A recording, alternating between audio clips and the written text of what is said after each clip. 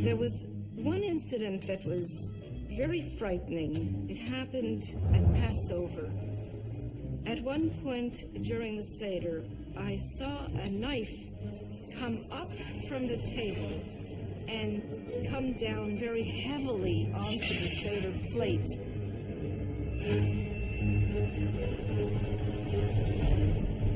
I thought this was the end of the ghost, but the ghosting never stopped.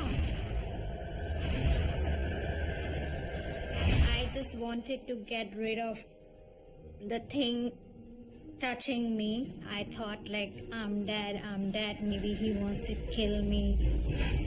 And I just immediately saw a crossfade of Lord Krishna. And I was like so shocked. How can I see a god just standing in front of me?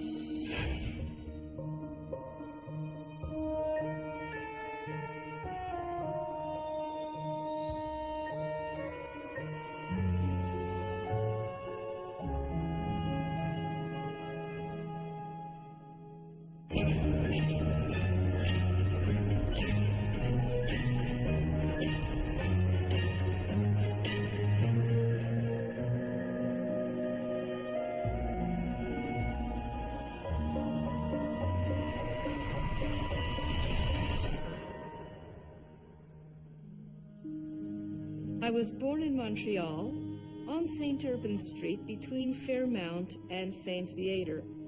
It was a very interesting neighborhood because it was a mixed neighborhood.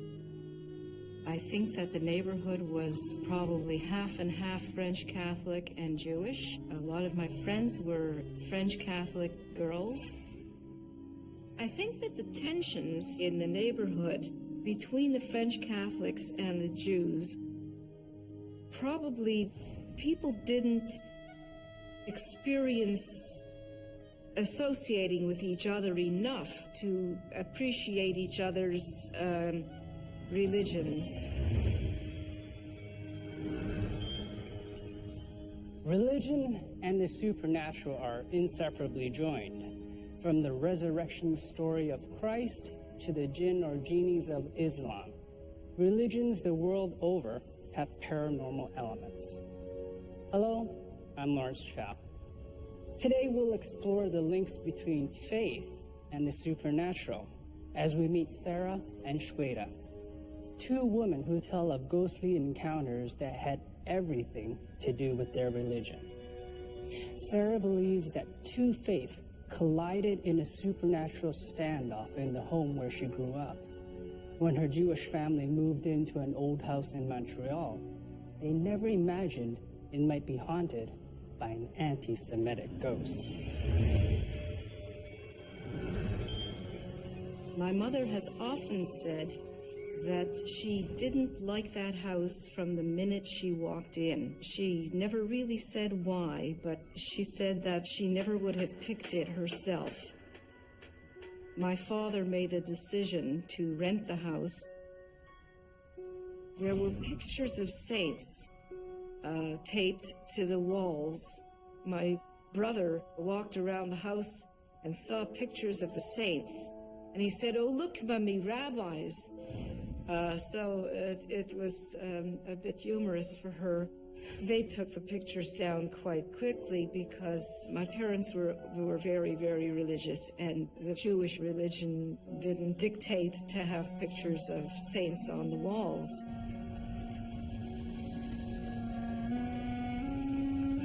I was sitting on the floor in my brother's room, coloring. That was one of my favorite pastimes.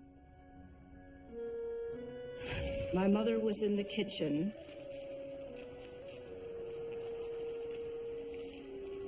I heard her say, "Ah, not again," just in that way. I looked up to the doorway of my brother's bedroom, and I saw what looked like the shadow of a man.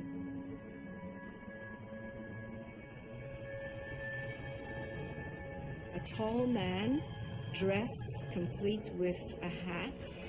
He was slender. He looked gray and a bit see-through.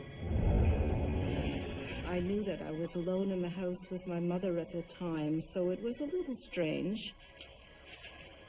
And then I saw on the wall what looked like a rectangle of light. I had never seen that before, and I was curious about it. I thought at first maybe it's a reflection from something, but there was no mirror to reflect that patch of light onto the wall. I put my hand over this patch of light to make a shadow on it, and there was no shadow.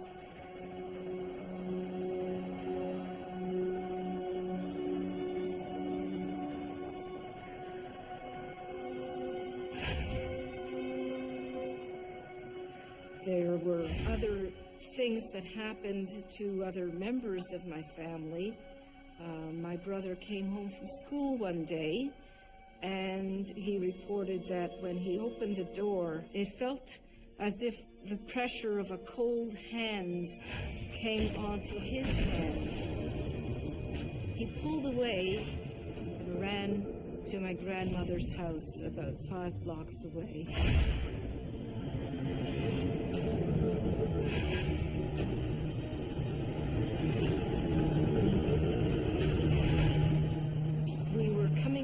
From somewhere in the car.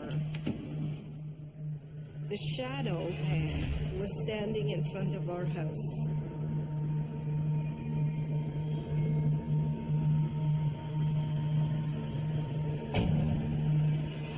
My father said, "We're not leaving the car for a very, very long time."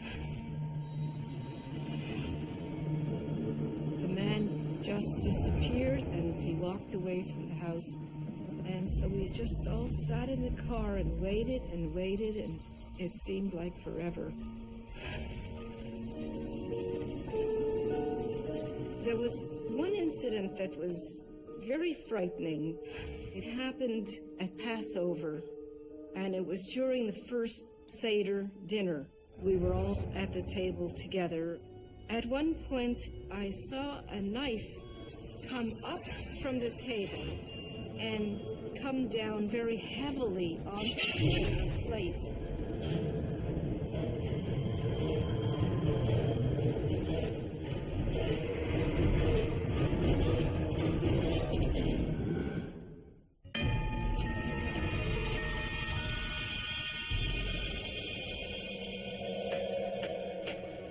My father was a very religious man.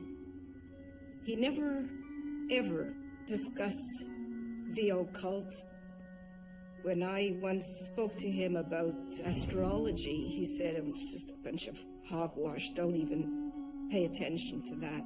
There was one incident that was very frightening. It happened at Passover, and it was during the first Seder dinner. The Seder is a night when parents explain to their children the history of what happened to the Hebrews during the time of Exodus.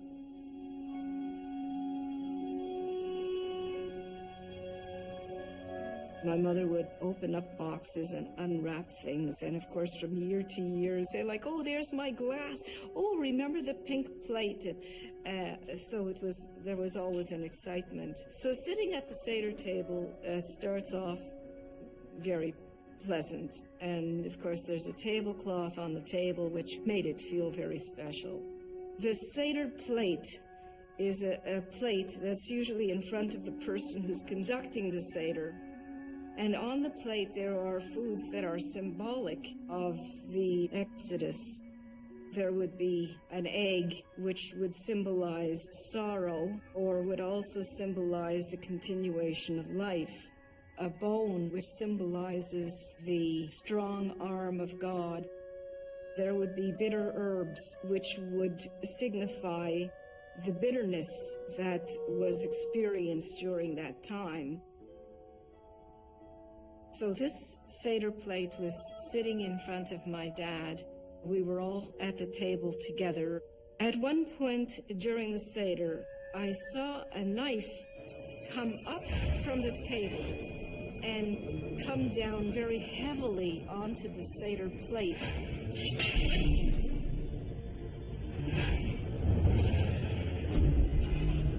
very strange indeed, but not as frightening as my father's reaction to what happened. He paled and said, "Satan is in this house," which meant Satan is in this house. Did the gray man have anything to do with the breaking of that Seder plate?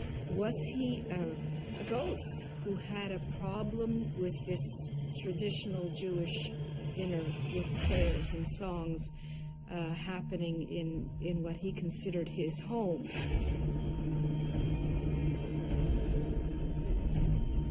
My father's reaction was probably the most frightening thing, and more frightening than the Seder plate breaking in half.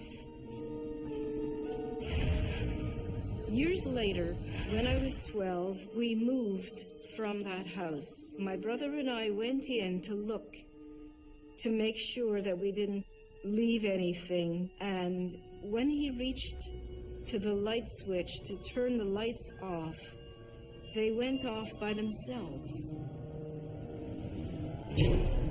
So we just, looked at each other, how strange. And in retrospect, I'm thinking that maybe that was the gray man's way of saying goodbye. When we moved away from that house, I moved away from Montreal, so I didn't pass it very often. But my brother told me that there was a for sale sign, a for rent sign on it. And the for rent sign, it kept coming up every year or so. He said people just move in and move out. And I guess I wasn't really surprised. One has to wonder if the subsequent tenants of Sarah's childhood home were Jewish as well. And if so, would they also have stories about the gray man?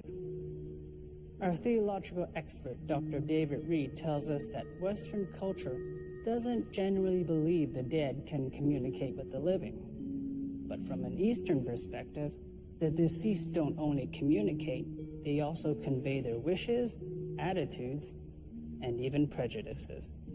In this case, the prejudice would seem to be against Judaism. Whatever the gray man was, in Sarah's eyes, he certainly seemed to pose a threat to the religious sanctity of her home. Now, Shweta grew up in India, in a mansion that housed 10 to 15 families who lived communally. As a young girl, she always had lots of playmates, but she still found herself all alone and scared out of her wits many nights, because Shweta, a devout Hindu, had some horrifying experiences that convinced her she was the focus of a struggle between her gods and a very evil ghost.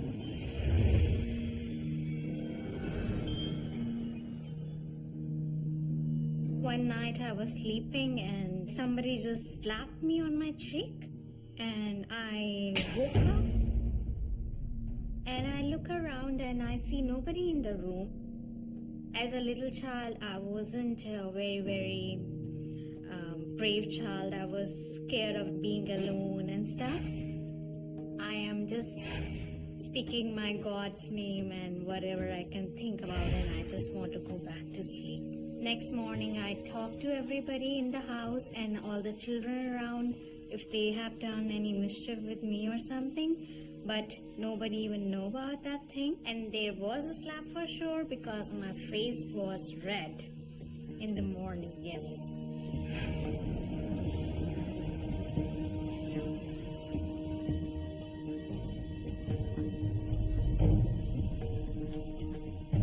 One night I was sleeping and somebody tried to hold me.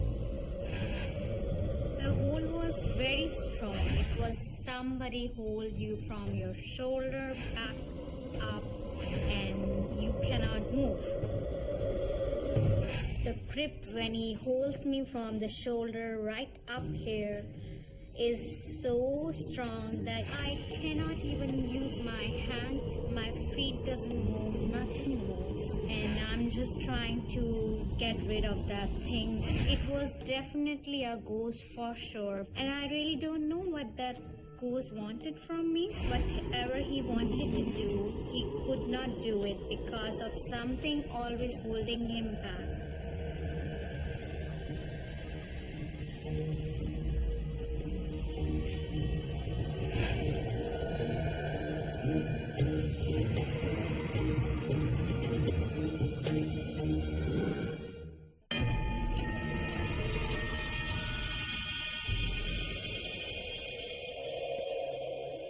We used to have a lot of kids in the building. We used to play together. One day, all the children who I was playing with, even my sister, she disappeared. I see nobody, and I'm calling everybody, and there is nobody in the building. Looks like just I was alone in the whole world that time, and nobody around.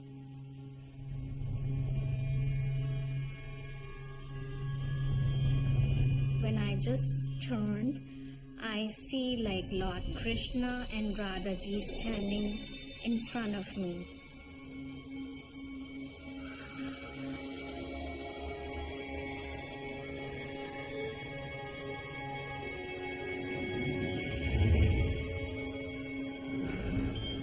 Krishna is a deity who appears in many forms across the Hindu religion. He is often depicted as holding a flute and sometimes as a divine herdsman surrounded by gopis, or milkmaids. Radha is his gopi consort, and she is often pictured with him. Lord Krishna and Radhaji, and I was like so shocked looking at them. How can it be, you know? How can I see a god just standing in front of me when I turn?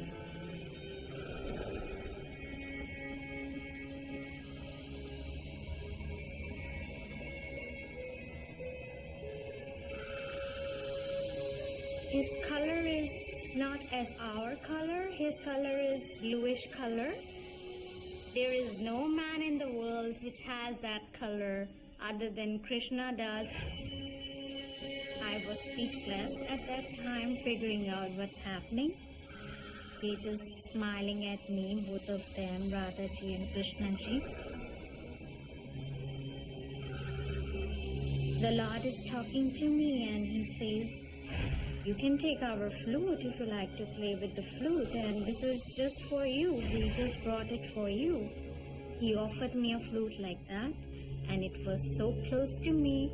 It was just standing just across, like how would you stand with anybody having a conversation.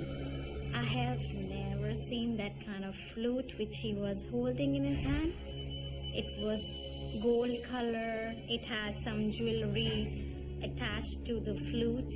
I refused to take the flute. I nod my head, but he said, "You don't have to be afraid. We can play with you if you like." But as a child, I was so scared to take any flute. I just refused to take the flute from him. They thought maybe I'm getting scared or something. Then Radhaji said, Krishnji, we have to go. They just walked and I followed them and calling them by name, "Just stop, I want to talk to you." Maybe they had to go. It was the best time they want to go back. I searched the whole house and they were nowhere to be found after that. And I asked everybody, where was everybody, you know what? Lord Krishna came and where were you hiding, everybody? Are you guys crazy? Where did you go? And they said, "Are you crazy? Where did you go?" And this was like such a strange incident. Like they're asking me, where did I go? I was always there. And they were asking me, "Why would Lord Krishna come to you?" I said, "I have no idea why he came to me, but he was here in front of our door, in our house, and I saw Lord Krishna and Radhaji." I was totally in a shock for a couple of hours after that thing happened to me. Shweta says Krishna made her feel happy and protected, not like the frightening shadow ghost. But as an adult, she discovers she has to deal with her childhood fears once more. When I moved from my home in India to Canada, I thought this was the end of the ghost, but the ghost thing never stopped. When I came to Canada, the shadow, it again followed me here.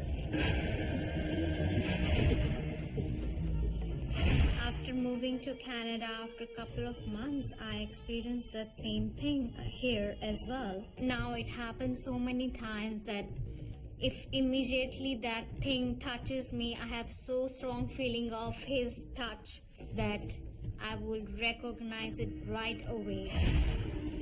I cannot speak, I'm speechless.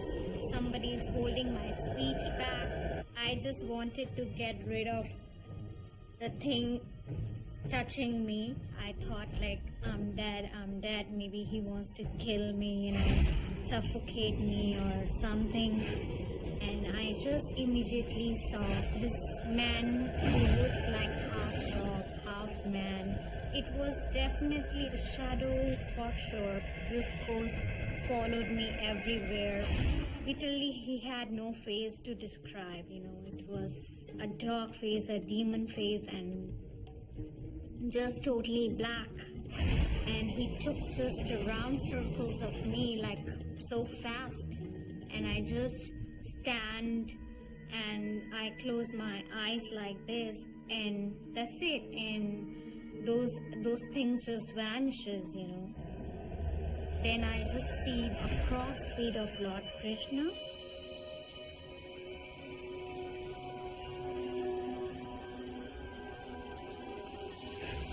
The Lord was always watching on me. It was trying to stop that thing. And after that, this shadow never touched me. Why did Krishna show himself to me is still a mystery for me. Maybe it's just a blessing of God when he came to me. That do have a very, very strong impact on me when I think about that thing coming to me, because, the hold is so strong, you can't even speak, you cannot even move your hands around, and the grip of that ghost is so strong that ghost is definitely capable of doing a lot of things if he wants to do. I do have that question that what that thing is and what that thing wants to do, and where did it come from and who that thing is, It has been a long time when I haven't experienced that shadow, so I feel that maybe, that Krishna helped me in getting rid of that shadow from me. Troida believes Krishna saved her from a ghost that was trying to hurt her. But our experts point out that in keeping with the religion, it could be a spirit from a past life or reincarnation. If there are such spirits, they may be neither good nor evil, but simply confused. If that's the case, they might express themselves the same way they did in life. In Shweda's case, aggressively, and in Sarah's, with prejudice. If I could speak to the gray man, I would want to ask him why he's living in that house. Did something happen to him that made him stay there? Is there a place that he would rather be? And if I could speak to him now, I would ask him, do you remember me from 60 years ago? A lot of people in India had a blessing of different gods and stuff.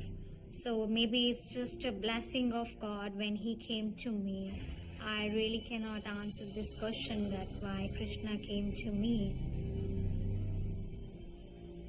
I think I am blessed because it's very, very hard to achieve what I have achieved in such a small time. It is for sure that he is showing us the right path of whatever we need to do, and he's guiding us